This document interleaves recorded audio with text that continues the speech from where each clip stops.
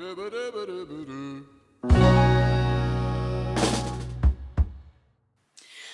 and welcome to episode 34 of the Knitting Pickle Podcast.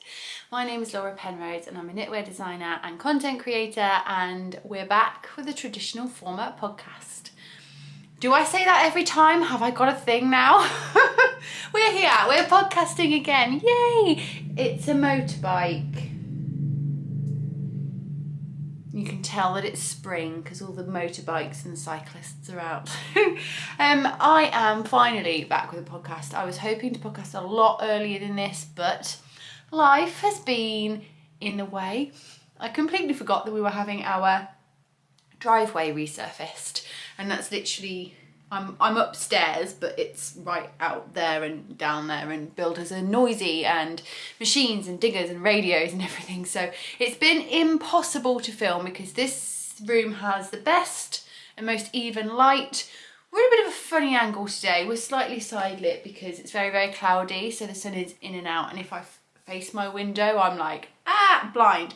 So we're going from this angle today. So I hope that's all right. I have got a lot to show you today.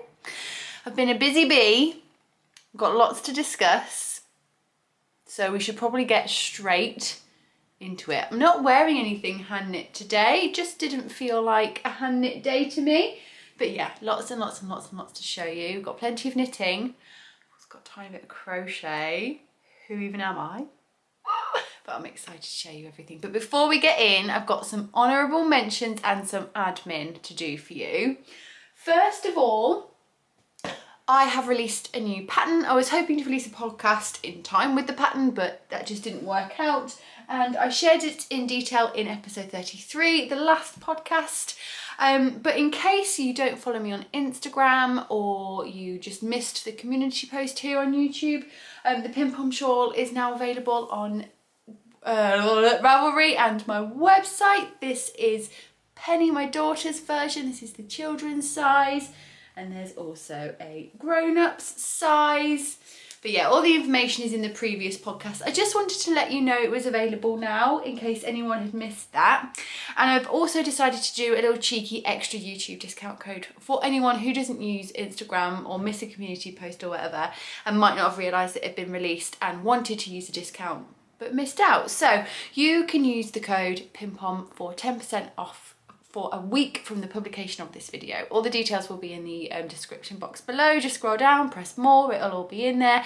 Links to the pattern, the discount code, the T's and C's, all that stuff will be there for you. So just in case you missed out, I extended the discount for you. Thank you for the lovely warm reception for this shawl. I've never released a shawl before. It was a project that was just for fun, just for me, but you guys were all really into, so I did the pattern for you, and I'm really glad I did because I had so much fun. And this week as well, I had some exciting news. I had a message from Jimmy Bean Yarn. Is it Jimmy Bean or Jimmy Beans? Jimmy Bean Yarns, I think. It's an American company, big American company, and they asked if they could do some kits for the shawl, which was so exciting. So I'll link those kits down below as well. It doesn't include the pattern, you have to buy the pattern separately from me, which is good. But if you want a little kit set up for you and get some inspiration, then yeah, head over to Jimmy Beans. How exciting is that? Yay! I don't think I have any other admin type things, so I think we're going to get straight into the projects. We are mainly whips today. We are very whip heavy, but I do have a finished object for you, and I have an absolute fail of an object which I'm going to show you shortly as well. Let's do the finished object first. Where are they? Oh goodness, I'm so aha, God, they were right on top. So this is a very recent project actually. I cast them on Wednesday morning and I cast them off Thursday evening, which was yesterday. Literally less than 48 hours to complete this project, and I absolutely loved it. So without further ado, I have a pair of sockies. Oh yeah, it's been a it's actually not been too long since I knit a pair of socks for myself, but my sock projects tend to be like, I just pick them up as and when, go through phases. I have never knit a pair of socks from start to finish in one go, ever. And this is the first time that's happened, so it turns out I can knit a pair of socks in less than 2 days if I have to. And this beautiful microstripe yarn is from Birdstreet yarns. It's the Sparkle 4-ply sock, and this was a Christmas colourway from 2023 called I'm the Gingerbread Man. So you can't get this colourway now, but oh my goodness, I've used Birdstreet yarn a few times. I have a pair of socks that I made and they've been in and out of the washing machine and the tumble dryer so many times, and they're still perfectly intact and the colour hasn't faded. It's just excellent, excellent yarn. And I bought this to knit up at Christmas, but I just didn't get round to it. The pink is Filcolana Arwetta in Ballerina, and I think it's just the perfect combination. Because it's a micro stripe, I didn't want to use the main yarn on the cuff or the toe or the heel or anything, because I didn't want to interrupt the stripe, and I don't like the way the stripes look different, obviously, because you're changing circumference, and that is just too stimulating for me. So I went full cuff, heel and toe contrast, which I don't normally do because normally I find that in itself too stimulating. But here it really, really, really works. So it's like a brown and white stripe, but the white has like red and green speckles on. And what I was not expecting, I didn't even know that this was possible. And now I don't know if this is the way the yarn is intended to be, or it's just a combination of the skein that I got given, well, that I bought, and my knitting tension. But we've ended up with this kind of 2 1 1 1 2 1 1 1. So it's got like white, brown, white, and then 2 rows of brown. And obviously it changes and it falls out of sync in places, but that's totally usual. But on the sock as a whole, I just think it's beautiful. I absolutely love them, and I think that's why I found them so easy to knit. I cast them on because yesterday I went to go and see June Part 2 with my husband. He took the day off work. We never get the chance to go to the cinema really, and he loves it. I'm not so into it though. I don't mind it now. I've got my knitting and I've got noise cancelling headphones, but there's occasionally a film that I really want to see, and I was really, really excited for it, and I loved it. Oh my goodness, the cinematics, the art direction, the acting, the story, oh, it was just fantastic. I loved every minute of it. And I knit a whole leg of a sock. It is 70 row leg on 2.5mm needles during that film, and it was great. And there are 1 or 2 moments, I think it's this one, where I think I might have like knit one below by mistake, or I've caught a little strand of the yarn, but it doesn't matter because they're socks. I know people knit on like sleeves and stockinette bodies and stuff in the cinema. I wouldn't do that just because I think I just wouldn't trust myself, and I want those things to be perfect. I don't want any like dodgy little bits. I didn't use a pattern for these. These are just my kind of vanilla socks. I'm still experimenting with finding what works for me. I'd normally do a 60 stitch sock. However, for these I went down to a 56 stitch sock circumference, and I've got feelings. Fit wise, they fit me perfectly. I had to add a little bit more length to the foot, and I think that's obviously when you stretch things widthways you lose length, so I had to put a few more rows in the foot. But so far I haven't worn these yet. I literally finished these yesterday and I haven't even blocked them. Just wanted to show you them perfectly as they are. So yeah, fit wise it's fine, but unfortunately I lose the lovely micro stripe when they're on. You can see it around my foot here, but you'll see what happens if I show you. Look, it looks like that on my foot rather than like that, which is a real shame because it's so beautiful. But I will still wear them, I'll still keep them. I actually have 55 grams left of this yarn from 100 gram skein, so I could make another pair if I wanted to. I don't know if I will or not. Maybe I will gift these to someone with a smaller foot than me, although the foot would be too long, I think. These might fit my mum, but I probably have to rip the toe out and rip them back. But I'm probably going to keep hold of that yarn for now in case I do ever want to make another pair, in which I'd probably do the 60. But then I would shorten the foot a little bit. I also have a little bit of an error in that I did the cuffs on different types of needles. This one was on a circular and this one was on magic loop. And can you tell they're slightly different? This one is definitely tighter on the leg, especially on the cast on, but again, I'll get over it. They stretch out over time, I'll forget about it. And also because I used that lower stitch count, I did 60 stitches for the cuff and then decreased down to 56, whereas normally I was doing 66 and decreasing down to 60, but they were just too baggy, they were too big. I still think I can wiggle room there, maybe 62, 64 for the cuff and then down to 56. But what also happens is when I wear it, it stretches out loads and it looks too thin. I prefer a much thicker, longer looking cuff. So I'm going to increase my cuff lengths, I think. But yeah, I think I'm closer. I've mentioned before how with a lot of my socks, when I've done wedge toes, I always end up with like a gap between, or like the bit that I get holes first are on those decreased stitches down the toe. I've tried a number of different methods. I actually tried knitting an umbrella toe recently and it was absolutely awful. I don't know what I did wrong, but it was bad. But in this case, what I've done is I've added an extra stitch in here on the wedge. So normally I would knit one, then do my decrease. So I'd have like 2 stitches, like this bit of the wedge would be 2 stitches wide. But this time I did knit 2, then my decrease, so it's more like 6 stitches wide, and that is just so that this decrease line here, this is where it pulls and I get a ladder, and this is where they come. It's just further into the toe so that there is less stress on it. I might even take it further next time because I feel like that's going to give me a better, more strength and less chance of getting holes there. But we'll see. I still need to research some like round toes. I also think I should probably get myself on the old anatomical toe. But when I'm knitting a sock, like that's not the kind of knitting I want to do. It's like so relaxing to me. I don't want to be sitting there figuring things out, working things out. I have enough of that in my work.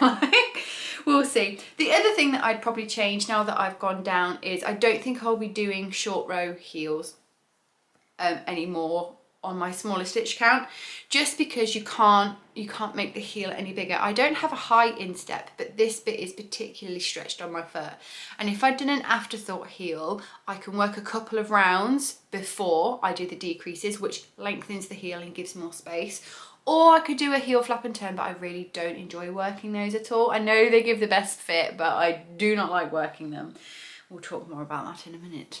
So there you go. Those are my beautiful new pair of socks. I love them. If you've been here for a while, you know that pink and brown and white is one of my favourite colour combinations.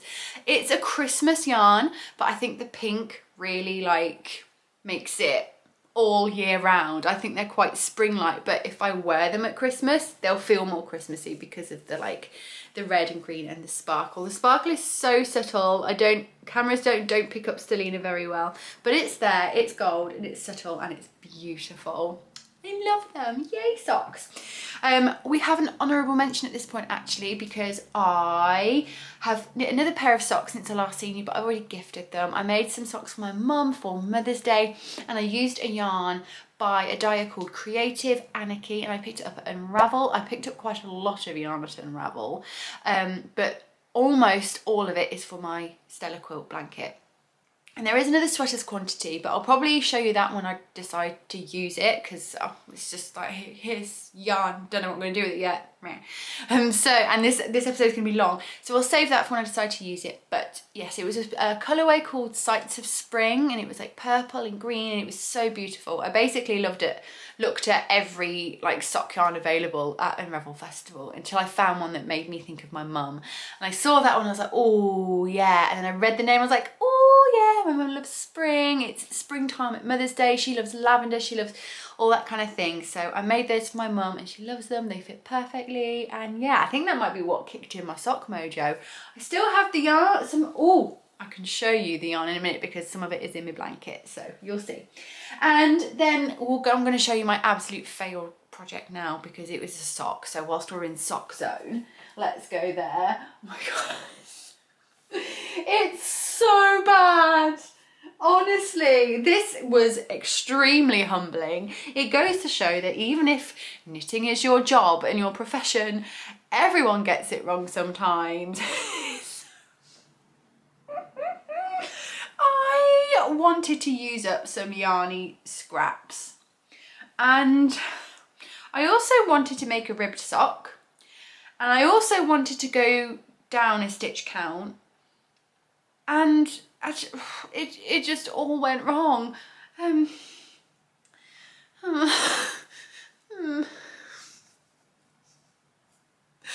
actually look that bad on camera, but I mean, if you compare it to this,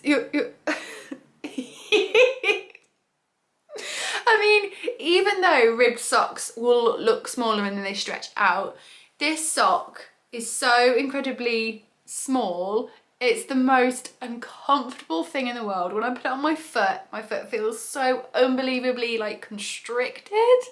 It's horrible. I should not have gone down a stitch count. Do you know what? I also went down a needle size. That's the thing. I went down to a 2.25, and I think I also decided to go down a stitch count at the same time. And I'm like, why? Just one. Just do one thing. One at a time. And it's a shame because I love how they look. This is the yarn I wanted to use it, but I only had 15 grams of it. So I used it here and did this kind of sporty stripe using some old Arwetta.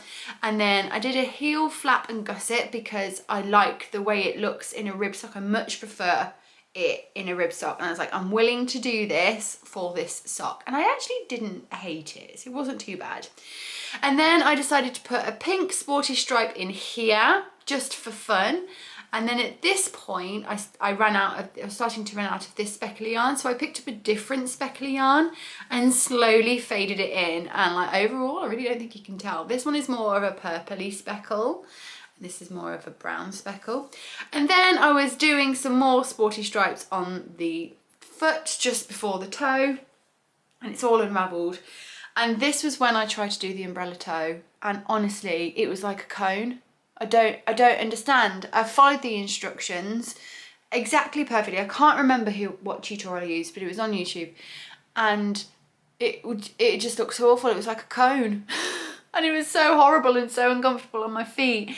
And I literally spent a whole day knitting this. It was a weekend afternoon, just sat on the sofa, chilling out with the kids. Like it's just so bad.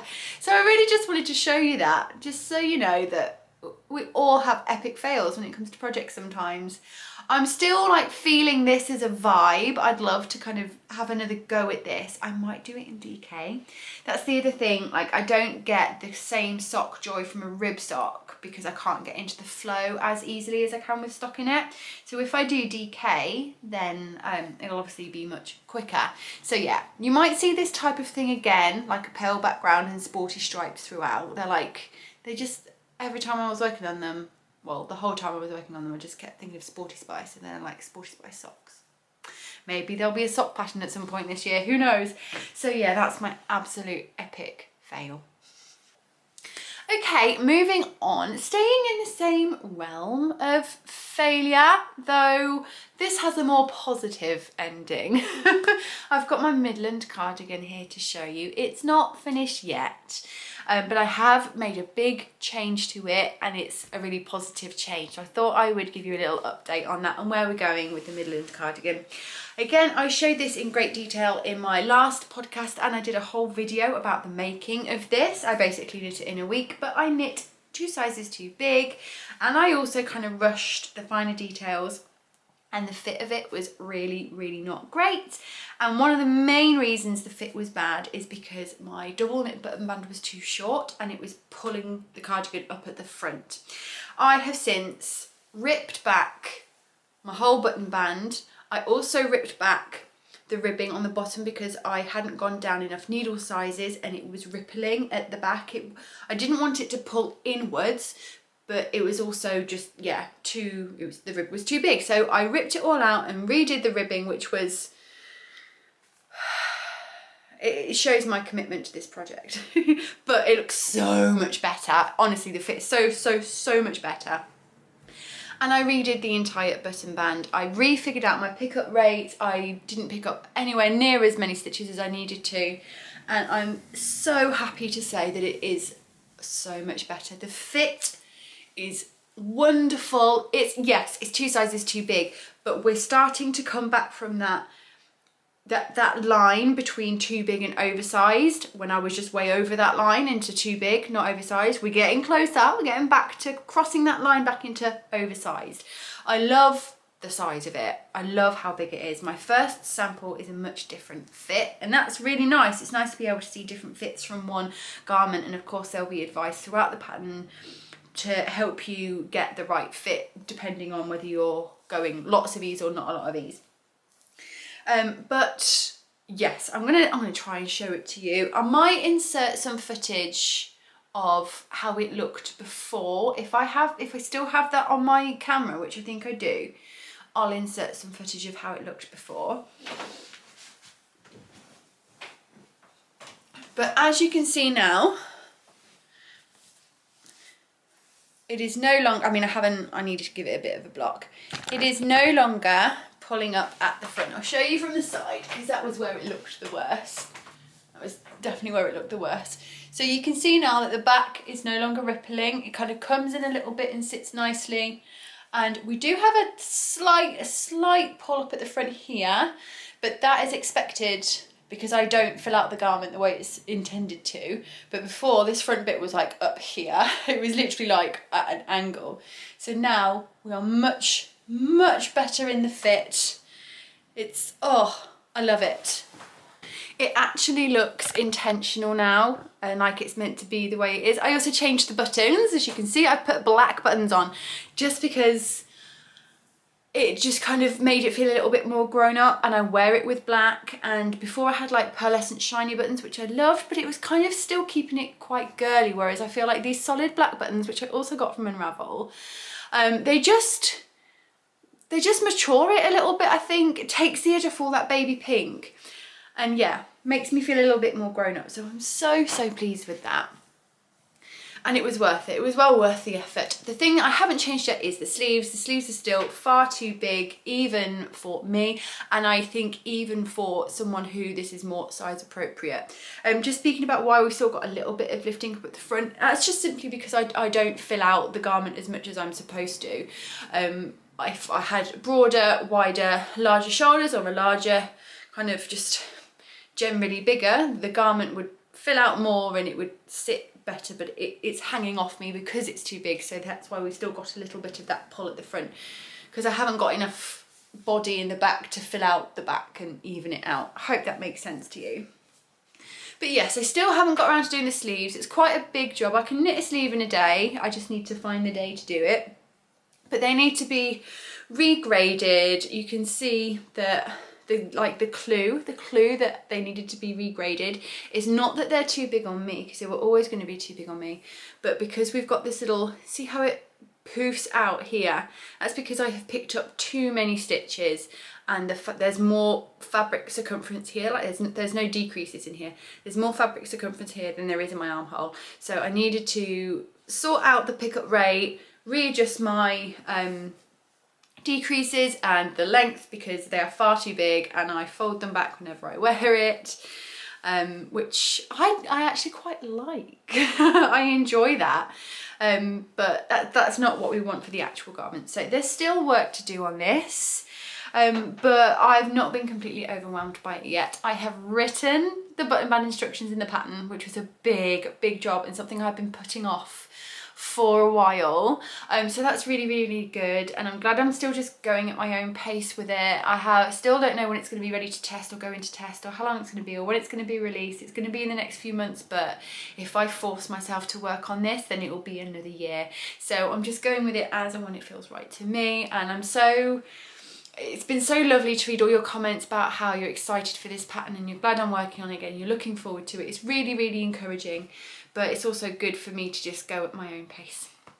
So that's the Midland cardigan. Shall we keep it on? No, I'm not going to keep it on because it's a little bit flappy and I'll probably get too hot. The yarn, by the way, is Sandnes Garn per Gynt. It's the first time I've used it and I love it. It's really nice. It's woolly, it's rustic, but it's not too rough. It's not itchy for me. And yeah, it's just a lovely yarn, just a lovely wool. Okay, so I'm going to show you a new whip that you have not yet seen, and then we'll finish off with my main whip. And its accompanying whips, which has developed even further since I last showed you. So I've got 2 more brand new whips to show you, and then some ones from before. But firstly, I'm quickly going to show you my walking project. That's right, I've been knitting whilst walking, and it has been absolutely wonderful. Haven't done it for a while because the weather has been awful. Oh my goodness, it's been so wet and windy and very, very yucky. So I've not done much walking recently, but I'll sometimes work on this like in the car if I'm waiting for an appointment. I did a couple of rounds in the cinema yesterday when I'd finished the leg of my sock. And it is just a hat. 'Tis boring to look at, but it's all quite exciting for me. I've never knit myself, no, I have knit myself a hat. I've designed a hat. What am I talking about? I've got one hat that I made for myself, and that's my school run hat. But I don't really wear hats that often because it irritates my forehead. No matter what hat I'm wearing, whether it's wool or synthetic or shop bought or whatever, they just always irritates my head. The moment I get too warm, it really irritates me here. So I thought, well, I'm not going to spend time making a wool hat because it's just going to make me itch. And then I thought, well, hang on a minute. If synthetic hats also make me itch, I might as well have a woolly hat. Like, might as well.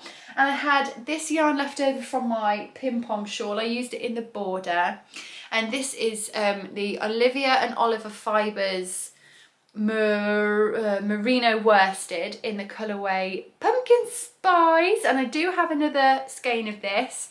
I think I'm going to have to break into my other skein. I don't think I'm quite going to finish the hat with just this little bit left, but that's okay because I would like to make matching mittens as well. And then I'll have a set. I'll have like a scarf and a hat and then a mitten. Exciting. So what hat pattern is this?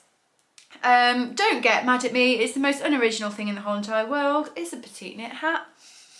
Don't come for me. PetiteKnit is PetiteKnit for a reason. I love her patterns. They're my go-to. When it's your job to write your own patterns, it's quite rare that you'll knit somebody else's. Certainly it is for me now, just because my own work takes up so much of my time.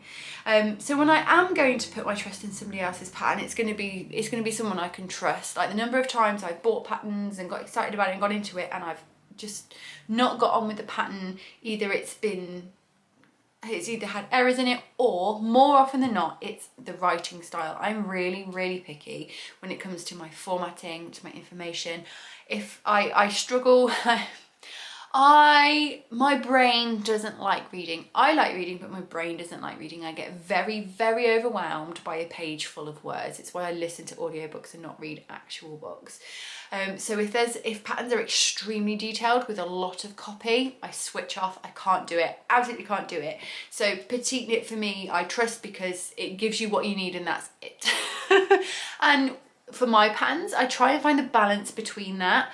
I like to give all the information you need and then some little extra bits of guidance and help and modifications, but there's no essays in there.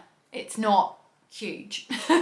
So I try to find the balance, but for me personally, when I'm choosing patterns, I like them minimal. So that's why I always go for PetiteKnit, basically. And if you find that boring, I'm really sorry, but here we are. So I'm making a weekend hat. It's the 1x1 rib triple fold guy, and I'm on the actual head of the hat now. I've done the 2 like layers of the brim with the double knit edging, so you can see this is what my brim is going to look like. I'm not going to put it on my head because my cable's too short, but oh, I love it. It's going to be so beautiful. I think it's going to look lovely. It's going to be so cozy and warm. I'm not going to need this until like the end of the year now, but it's just been really nice to have one of these easy peasy pick up, put down projects where I can just go. I'm getting to the point now I'm going to have to like start measuring so that I'm ready to start decreasing at the right time. But yeah, this is my project. Just look how lovely that yarn is. It's like tonal. It's almost a subtle stripe to it, but you couldn't really tell, especially in a hat. But yeah, it's beautiful. I really, really love this yarn. I'm so impressed.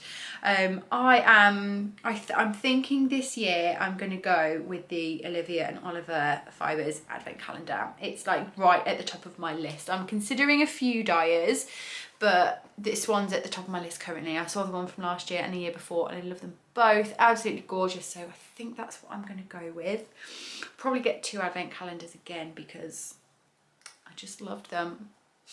And I used the yarn, it's not hanging around. I've already used one of my advent calendars. I used it up within a month and the rest have been used in loads of different projects already. And so yeah, that's what I'll be doing. So that's my little walking project. And now we're on to the blankets. Whoo! I've got some exciting things to show you and some good developments and a little bit of newness. So my main blanket whip at the moment and my main design that I'm focusing on right now is the Stella Quilt Blanket. Last year at the end of November I released the Stella Quilt Cushion, which is a garter stitch modular knit that is based on quilting patterns, and I'm doing the matching blanket pattern. So it's developed quite a bit since I last saw you, just by doing all these motifs myself and kind of watching the project grow and working through the pattern. I've found lots of things that I want to change, that I want to manipulate. I've decided I'm going to add in another set of stitch counts to the pattern. There's currently just 1 set of stitch counts, but I'm going to add in another set for a smaller motif. Last episode I showed you 3 finished motifs. I showed you a yellow one, a pink one, a blue one, and I finished another one since. So this is my latest finished motif. This is the second motif, and this is like a full star with 8 sections, and these are all different hand-dyed yarns. I really learned a lot from this one. I learned that this motif does not lend itself to 8 different variegated yarns because the middle just goes mushy. You just lose the detail. So I really learned a lot about colour placement in this one, and that is why we've got like a variegated, then a solid, variegated, then a solid. And this is all advice that I can add to the pattern, but I really love this one. I think it looks absolutely gorgeous. And then I have got 3 more on the go. I was just working through 1 motif at a time, but I get through the first half really quick and then I'd find the second half a bit more of a slog because I'd get bored of the colour. So I decided to just cast a load of them on, work on whatever colour is bringing me joy and jump between all of them, and it's been way more fun. So we have, I'm going to show you this one first because it's most of the way through and it's a different motif to the one I just showed you. This is, some call it an Ohio star, some call it crystal star. I think it depends on the orientation of the middle, but this is my green one, and these are all just, every single triangle here is a different colour of lovely greens. And then I've also got a purple one, which is the 8-sectioned star you can see going on there. And then I also have this blue one, which is different and is based on, it's this exactly the same pattern as this one, it's just these have been flipped. So if I was to pop that there, you can see how it's different, how like the pattern's exactly the same, you just switch which colour you're using and it gives like a completely different look. And I saw this, someone on Instagram is making a baby blanket based on the Stella Quilt Cushion pattern, so I thought, yeah, that looks so good, I'm going to implement that in to the blanket pattern and include it and put a couple of these motifs into my blanket so that you can see it. So yeah, we're getting there. I have got some statistics for you. Woo! I figured this out the other day and to be honest, it kind of blew my mind a little bit. I just need to go into my story archive to find it. Here it is. Okay, so I figured out that my sample that I intend to make will have 168,960 stitches. So it's basically 169,000 stitches in the whole blanket. I have done, when I made this, I've actually done a little bit more since, but I have done 71,000 stitches so far and I have 97,000 stitches to go. I'm 42% done. My current motifs put my blanket the same size as my Sweet Shop blanket and I'm not even halfway.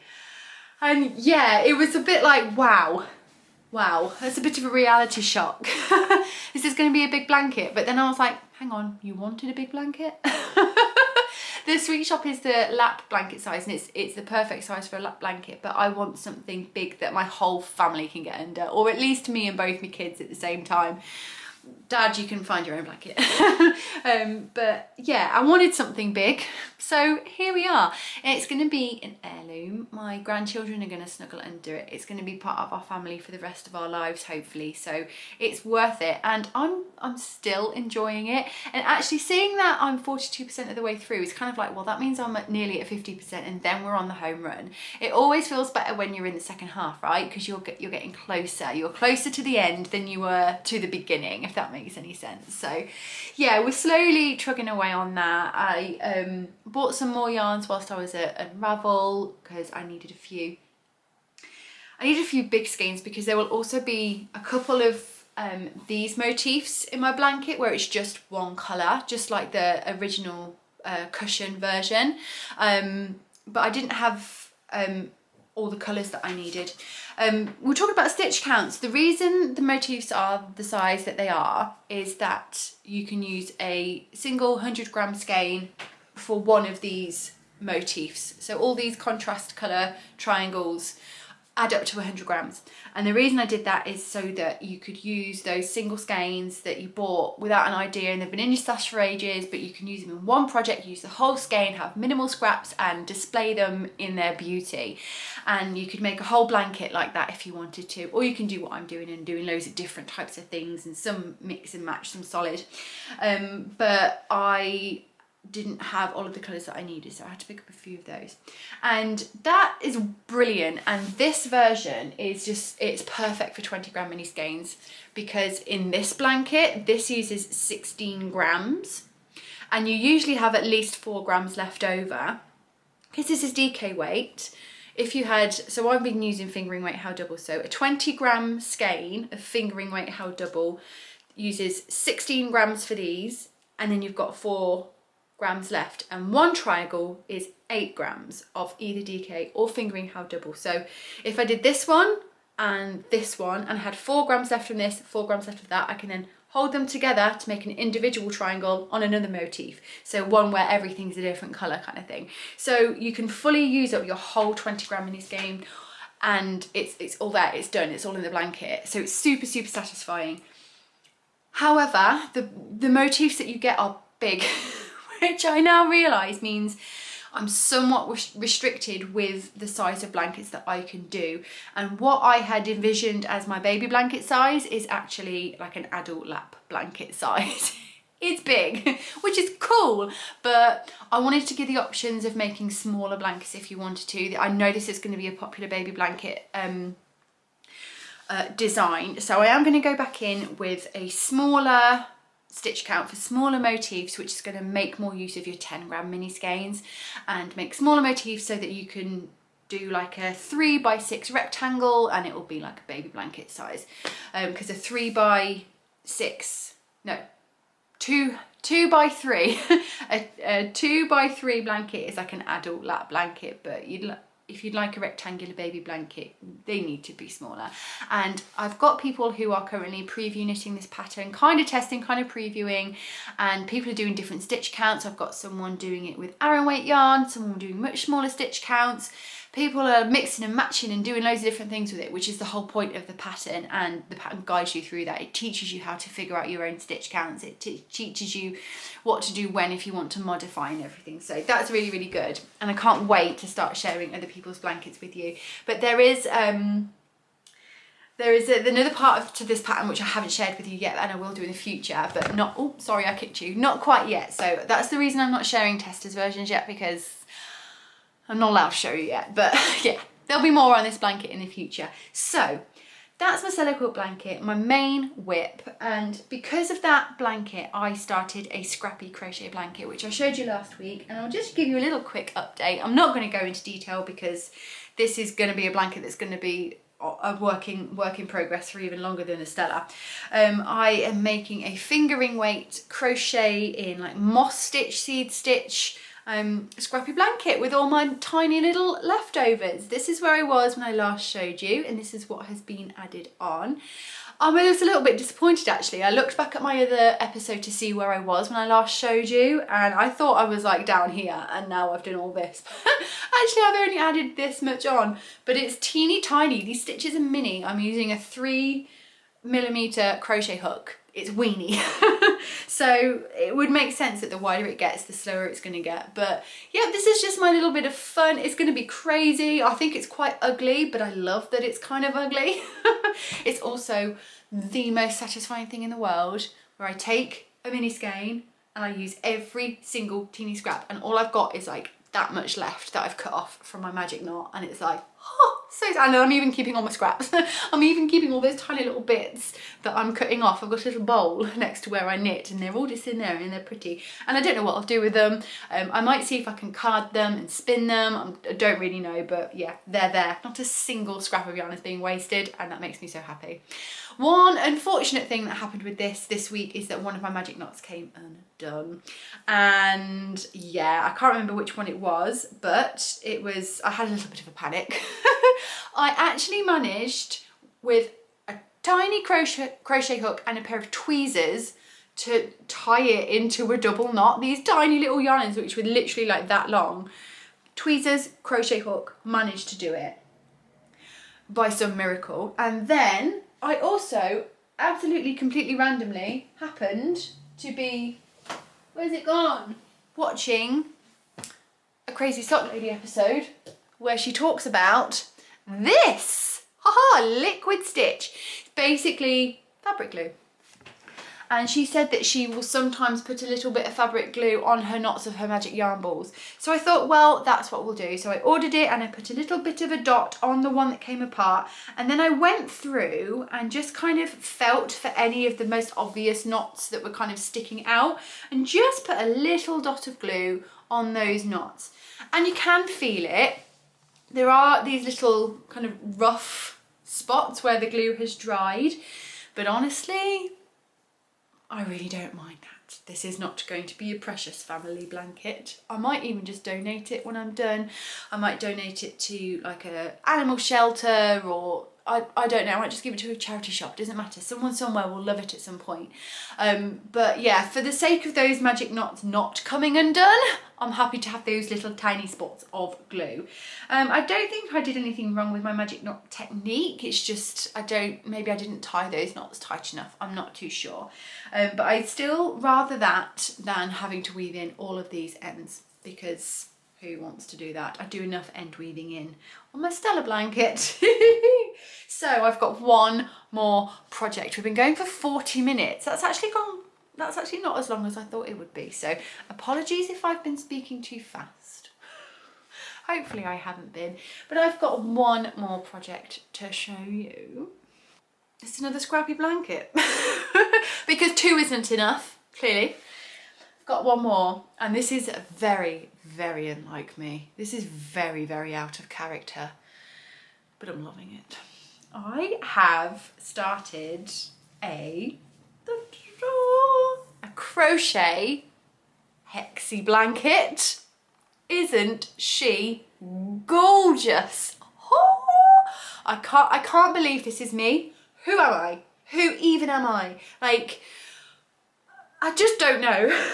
But I'm enjoying this so much. This is 100% influenced by Nitty Natty. I love watching Natalie's content, and every time I've seen her Hexie blanket, I've just thought I really like that. I've discussed this before, how for me, crochet, things with lots of holes, it kind of triggers me on a sensory level. So that's why I've not really been drawn to crochet in the past. And I like the look of granny squares, I like the look of granny stripes, but when there are a bit clear, obvious holes, that doesn't give me cozy, that doesn't give me blanket. So every time I saw the Hexie one, there's no holes. I mean, there is, like there's a teeny hole in the middle here, and you could kind of maybe find holes here. But overall, it's a very flat fabric with minimal holes. And I also love these puffy stitched. Oh, this is the yarn. This is my mum's sock yarn. This is the Sights of Spring by Creative Anarchy. This one here. I love these puffy stitches. I just love them, and they're so fun to do. So this is using all the yarns that aren't suitable for my Sweet Shop blanket. I have a lot of these kind of, you'll see as a whole it's much paler. They're all variegated or speckled, and they've all got this element of pale. So things like, this was a pair of socks that I made, and I couldn't use that in my blanket because it wasn't high enough contrast with the white, and it's also not a clear enough colour. I've got some, this was left over from my Pimpom shawl again, couldn't use that in my other blankets. This was the sock yarn I made for the socks I made for my sister last year. And just some mini skeins that I had, like this was a 10 grab mini I had that I couldn't use. But I used, each Hexie uses between 8 and 9 grams, and then whatever's left goes into this one. So again, I'm taking those mini skeins that otherwise I wasn't using, and I'm using up the whole thing, and it's so satisfying. So the only rule with this blanket is it has to be light. I think I'm pushing it a bit with this. I'm not sure how I feel about this orange one. This blue one again is quite bright, but if I don't want to get too restrictive with it because then I'm going to have stuff left over. So I'm trying to be relaxed, but I want it all to kind of blend into one. One of the things I don't normally like about scrappy blankets like this is when everything is completely random and there's lots of different colours, and some are variegated, some are speckled, and there's no cohesion. I find that too overwhelming. What I like about this is that from a distance, it all kind of blends into one. They've all got a similarity. They've all got an element of lightness, which creates cohesion. I'm actually really enjoying the wrong side very, very much.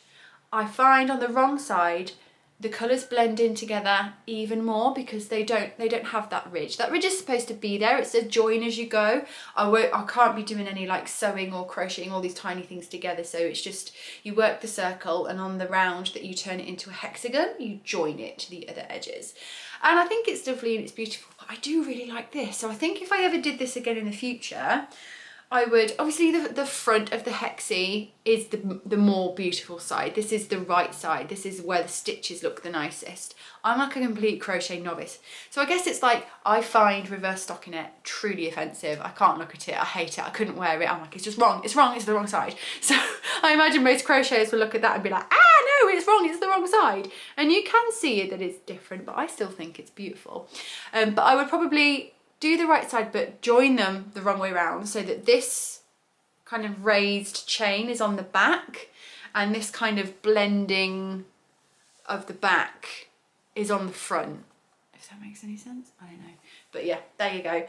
Absolutely love these. I was kind of discussing this on Instagram the other day, how I think the reason I've been more drawn to crochet recently and that I've been enjoying it so much is that it's like I'm a newbie again. Well, I am a newbie again. That's exactly it. I can crochet. I've been able to physically crochet for a while, but I've never like done a full crochet project myself really. And I get so much enjoyment out of these little guys because they are in no way related to work. Like even when I'm knitting like my own little kind of like pleasure project like this, I'm still, a part of my brain is still thinking, well, you could have spent that time on the Stella Quilt Blanket kind of thing. That's what you get when you monetize your craft. You kind of have to sacrifice it really. But that's fine because I'm like, I would not change my job for the world. I love it so much. It's the only job that I've ever enjoyed, that I've ever actually made a livable salary from, and it's amazing. I wouldn't change it, but I do miss that kind of feeling of this is just my craft and just for me. And I get that from crochet now. It takes me to a different place in my mind. It's the same with spinning, but spinning I have to do a lot more setup and get a lot more involved. This I can just pick up and put down of an eve and it's silent. It's not noisy like spinning is. But it's just, yeah, it just gives me that this is just for fun. This is just for me. There's no work involved here. Like as in like it's like, it's not a work project. Obviously you have to work on it, but it's not work. So yeah, I think that's why I'm enjoying it so much at the moment, and yeah, absolutely loving it. Still don't know about this orange guy. Maybe if I bring some yellow and orange in over here. Oh, I don't know. What do we think? You let me know about the orange guy. Should he stay or should he go? That's the song, isn't it? By, I want to say, The Clash. Let me know. What do we think about Mr. Orange? I don't know why it's a male, but it is. So there you go. Those are all my projects at the moment. That's everything I've been working on. I feel like I'm definitely still in my garter phase for sure, and I've got the Midland on the go, but I am feeling like I'd like to get back into garment world again soon.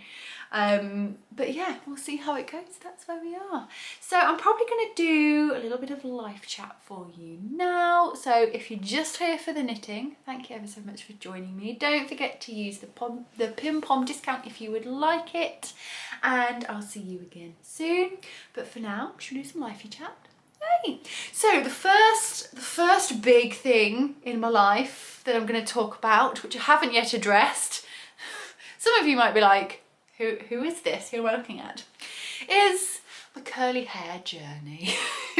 If you don't follow me on Instagram, and there are loads of people that don't use Instagram and don't follow me on Instagram, and I know this because I've got more subscribers on YouTube than I do on Instagram.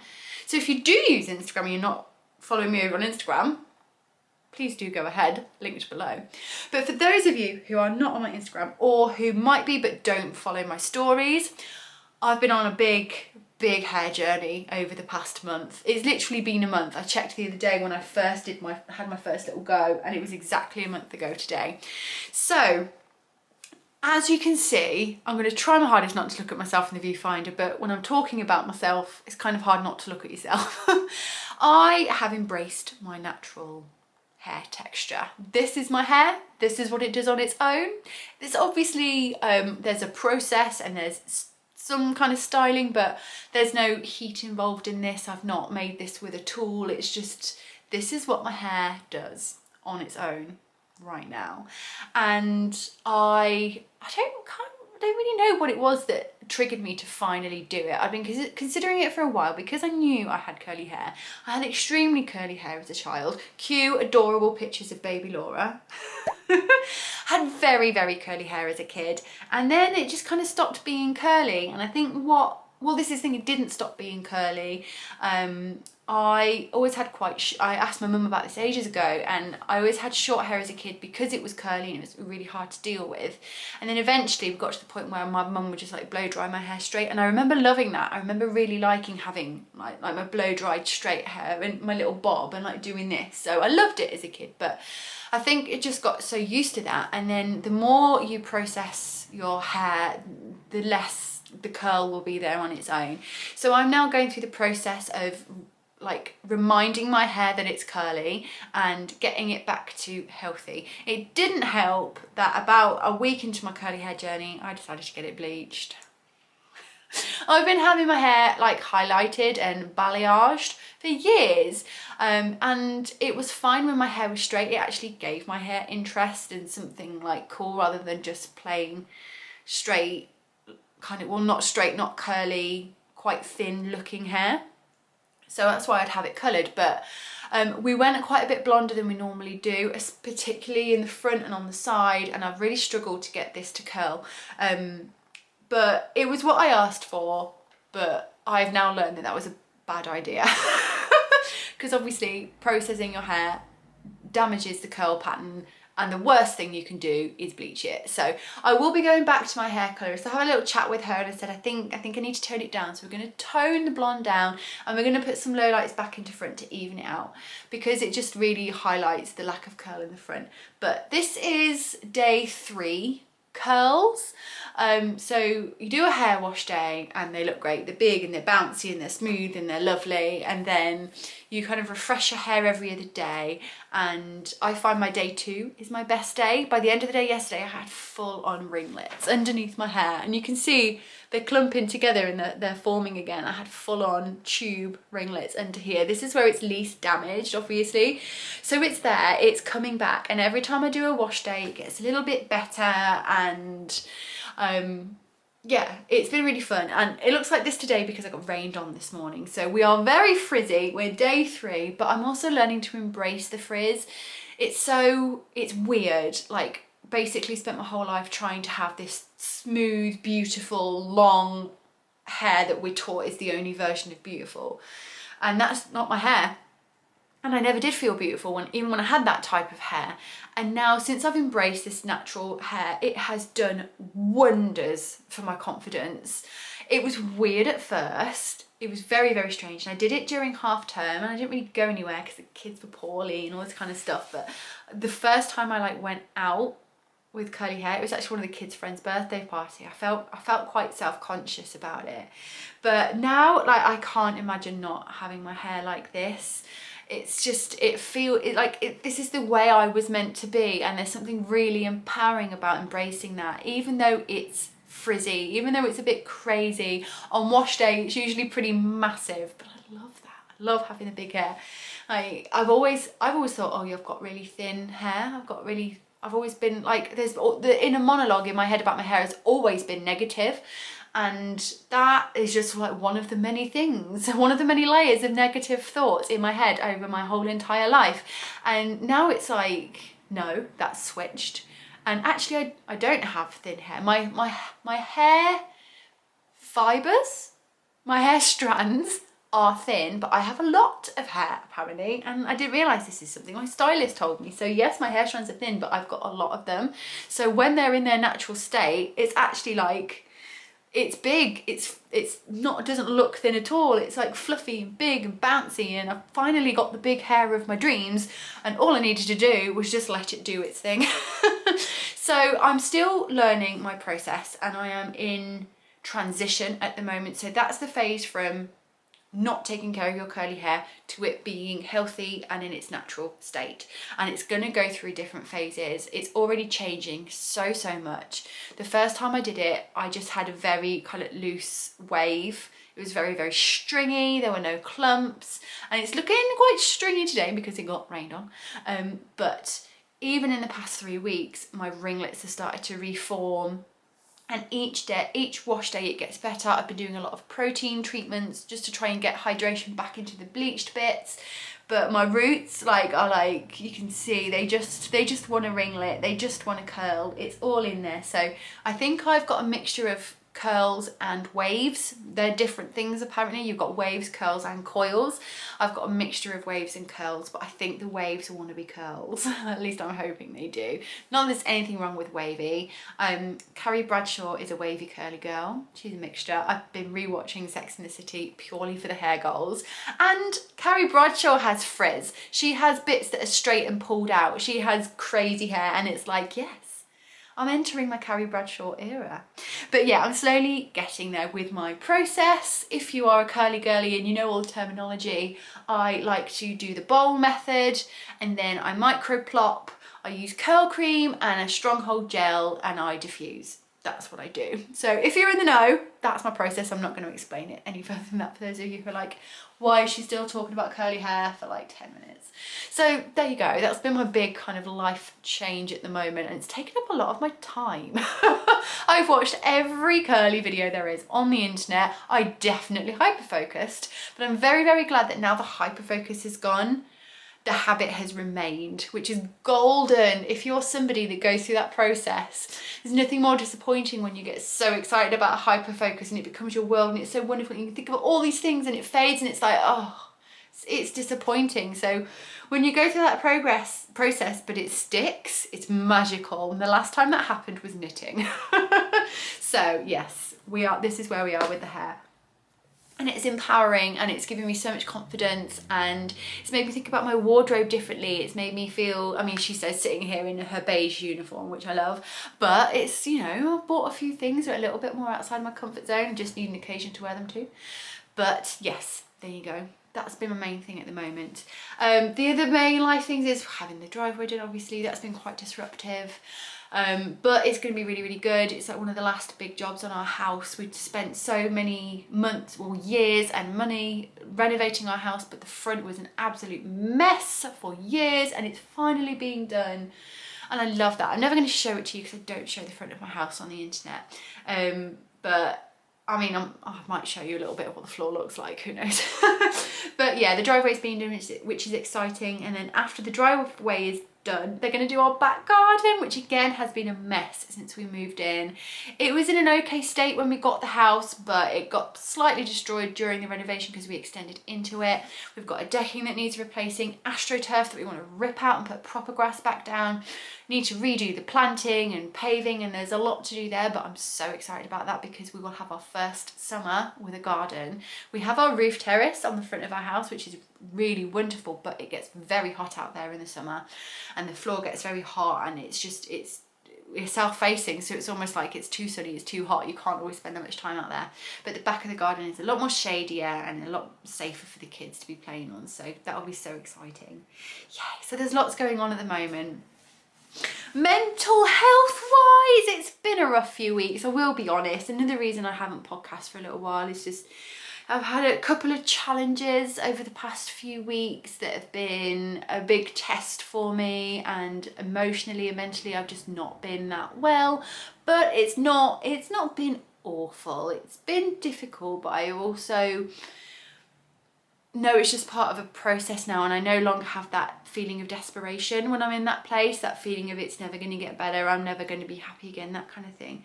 So that's been good. It's been hard, but it's been good. I've learned a lot over the past few weeks, especially the last week. I uncovered a trauma that I had not yet addressed and had really realised was there, and made some big steps to kind of heal that trauma and make changes in my life so that I can have a better quality of life, which is good. So yeah, that's all going well. I always kind of get to the point where I was like, am I done with therapy? Are we through it all? Can I cope on my own now? Is it time to cut the cord? No, not yet, not quite, but that's fine. So yeah, it's been a good few weeks and an up and down few weeks, but I'm feeling good. I'm feeling positive. I'm looking forward to the next few weeks. I'm really excited for spring. I'm not usually much of a spring person. I'm definitely not a summer person, but I actually am looking forward to it. Especially now as a curly girl. If you ever want to know what the weather's going to be like in the next few days, ask a girl with curly hair, or a boy, or ask anyone with curly hair. Ask a curly haired person. They'll know what the weather's going to be like. So yeah, I'm looking forward to seeing what summer does to my hair and not having to worry about rain and wind and fog and frizz and all that kind of stuff. But yeah, I think that's it. I think it's time to round up. What can you see from me in the future? We're in this kind of weird point where not much is really going to be going on for sure. Obviously the Midland cardigan test knit will be soon-ish. The Stella blanket, still a couple of months off I think. But video wise, I don't know what I'm going to do next over here on YouTube. Patreon is still going really, really well. If you weren't aware, I have a Patreon where I upload 2 videos a month, a vlog and sometimes another vlog, sometimes a different type of content. Last month it was a stash video, which was super, super helpful for me. But you also get extra discounts over there and all this kind of stuff. So Patreon's been going really, really well and I'm enjoying that. But over here on YouTube, I don't know what's coming next.